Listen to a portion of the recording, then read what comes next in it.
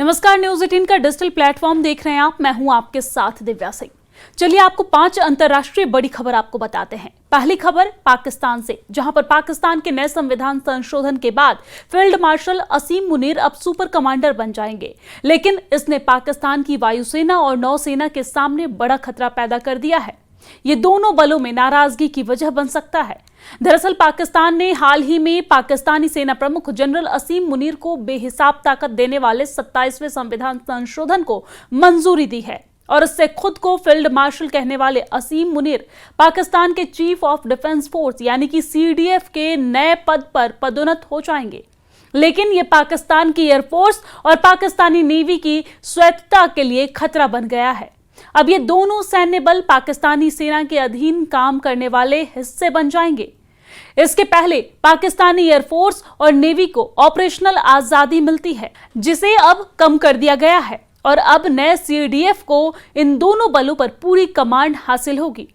इस संशोधन को कानूनी तौर पर भी चुनौती नहीं दी जा सकती है, क्योंकि इसमें पाकिस्तान की न्यायपालिका के ढांचे को बदल दिया गया है और एक नया फेडरल संवैधानिक कोर्ट बनाया गया है, जिसके बाद डिफेंस, सिक्योरिटी और सीडीएफ की शक्तियों से जुड़े सभी संवैधानिक मामलों पर खास अधिकार होगा।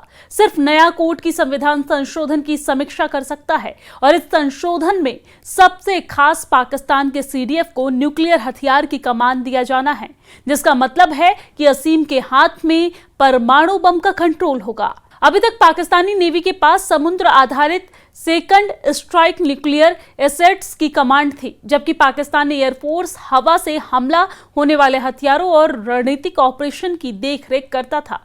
अब मुनीर का स्ट्रेटेजिक प्लान्स डिवीजन पर पूरा कंट्रोल होगा। यह पाकिस्तान के 170 से ज्यादा रणनीतिक और सामरिक परमाणु हथियार के भंडार पर नियंत्रण रखता है। अब दूसरी बड़ी अंतर्राष्ट्रीय खबर आपको इजरायल और हमास की बताते हैं, जहां पर इजरायल और हमास के बीच पिछले महीने हुए युद्ध विराम पर संकट के बादल मंडराने लगे हैं। दरअसल बुधवार को इजरायली हमले में गाजा में 22 लोग मारे गए हैं। गाजा के सिविल डिफेंस एजेंसी ने यह जानकारी दी है। वहीं इजरायली सेना ने यह कहा है कि वो गाजा पट्टी में हमास के ठिकानों पर हमला कर रही है।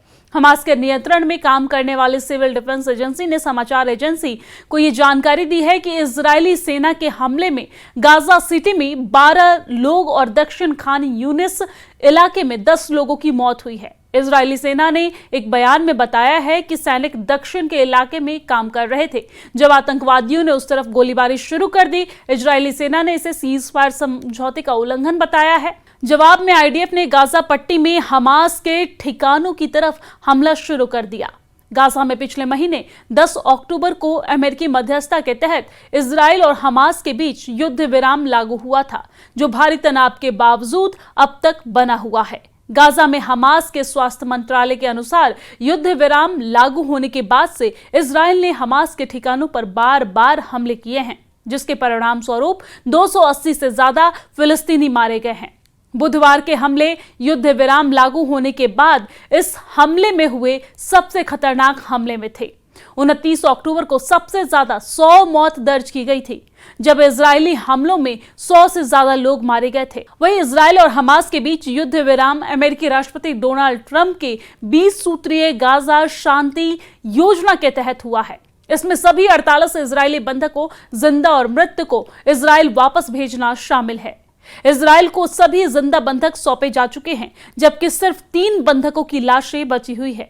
हालांकि राष्ट्रपति ट्रंप की शांति योजना के दूसरे चरण को लागू करने पर अभी सहमति नहीं बनी है। तीसरी बड़ी अंतर्राष्ट्रीय खबर बांग्लादेश से जुड़ी है, जहां पर बांग्लादेश की राजनीति में बड़ा भूचाल तब आया जब ढाका स्थित इंटरनेशनल क्राइम्स ट्रिब्यूनल ने पूर्व प्रधानमंत्री शेख हसीना को दोषी ठहराते हुए मौत की सजा सुनाई। इसके तुरंत बाद बांग्लादेश की अंतरिम सरकार ने भारत से हसीना के प्रत्यार्पण की औपचारिक मांग की।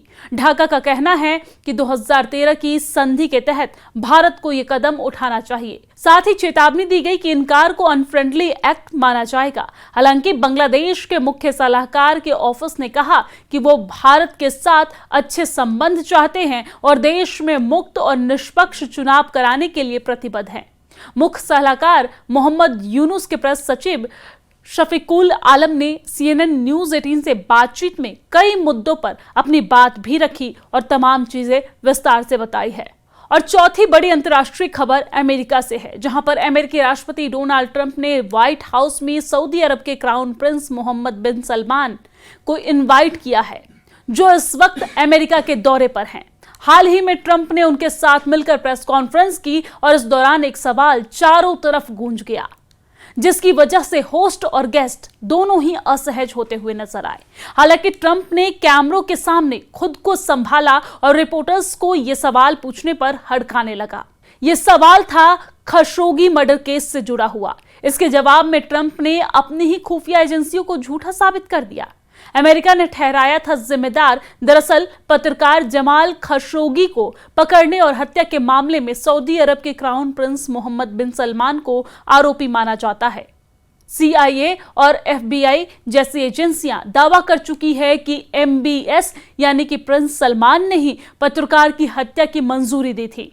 वहीं अब जब ट्रंप क्राउन प्रिंस को मीडिया के सामने लेकर बैठे तो पत्रकारों ने ट्रंप से सवाल कर डाला कि जिस देश में खुफिया एजेंसियां उन्हें 2018 में पत्रकार की हत्या को मंजूरी देने के लिए जिम्मेदार ठहरा चुकी है, उस देश की जनता को MBS पर भरोसा कैसे कर सकती है।